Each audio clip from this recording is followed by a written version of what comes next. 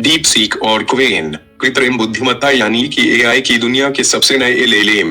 नमस्कार मित्रों, आज हम बात करेंगे डीप सीक और क्वेन के बारे में। ये दो नए मुक्त स्रोत यानी कि ओपन सोर्स एलएलएम हैं जिन्हें चीन की कंपनियों ने विकसित किया है। ये ChatGPT और जेमिनी से कैसे अलग हैं और भारत को इनसे क्या सावधानियां बरतनी चाहिए, आइए जानते हैं। डीप सीक और क्वेन बनाम ChatGPT और जेमिनी। डीप सीक और क्वेन चीन की कृत्रिम बुद्धिमत्ता एआई कंपनियों द्वारा बनाए गए मुक्त स्रोत भाषा मॉडल हैं। एक डीप सीक, यह मशीन लर्निंग और कृत्रिम बुद्धिमत्ता में मुक्त स्रोत समुदाय को बढ़ावा देने का दावा करता है। दो क्वेन, इसे अलीबाबा नामक कंपनी ने विकसित किया है और यह भी मुक्त स्रोत है। अब बात करें ChatGPT और जेमिनी की। एक, ChatGPT OpenAI और जेमिनी गूगल क्लोज सोर्स है, यानी इनके मॉडल का पूरा नियंत्रण केवल कंपनियों के पास रहता है।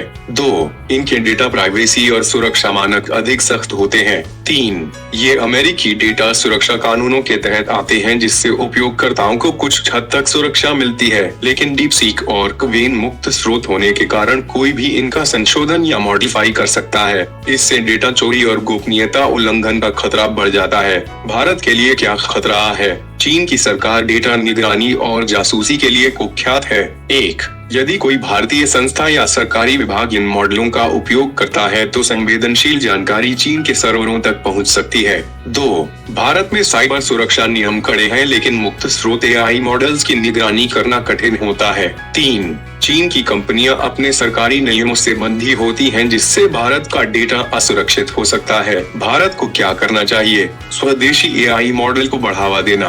भारत को अपने मुक्त स्रोत बड़े भाषा मॉडल विकसित करने चाहिए जैसे कि भाषणी, इंडस्ट्रियल और सर्वमय। दो, साइबर सुरक्षा नियमों को मजबूत करना। सरकार को ऐसी कृत्रिम बुद्धिमत्ता तकनीकों पर सख्त दिशा निर्देश बनाने होंगे। तीन, संवेदनशील डेटा पर प्रतिबंध। सरकारी और निजी संस्थानों को चीन निर्मित एआई मॉडल्स के उपयोग से पहले गोपनीयता परीक्षण यानी साइबर सिक्योरिटी ऑडिट कराना चाहिए। तो अब आइए जानते हैं कि इन सब जानकारियों से क्या निष्कर्ष निकाल सकते हैं। डीप सीक और क्वेन तकनीकी रूप से उन्नत है लेकिन भारत को इनके उपयोग में सावधानी बरतनी होगी। आपका डेटा आपकी सबसे बड़ी संपत्ति है और हमें इसे अंतर्राष्ट्रीय राजनीति और साइबर खतरों से बचाना होगा। अगर आपको यह जानकारी उपयोगी लगी हो तो वीडियो को लाइक और शेयर करें और हमारे चैनल को सब्सक्राइब करना ना भूलें। धन्यवाद।